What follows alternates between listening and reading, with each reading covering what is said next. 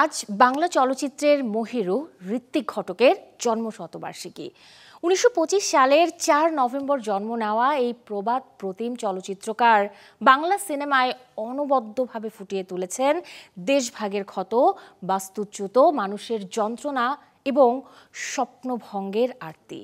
মেঘে ঢাকা তারা, কমল গন্ধার সুবর্ণরেখা, তিতাস একটি নদীর নাম, প্রতিটি সিনেমা পরিচালনার মুনশিয়ানা আর মানবিক দৃষ্টিভঙ্গি তাকে আলাদা করেছে সমকালীনদের থেকে। চলচ্চিত্র শিক্ষায়ও রেখেছেন তিনি বিশাল অবদান।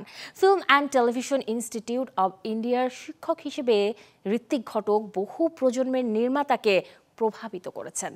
তার ঝুলিতে আছে জাতীয় চলচ্চিত্র পুরস্কার, প্রধানমন্ত্রী স্বর্ণপদক, বাচসাস পুরস্কার।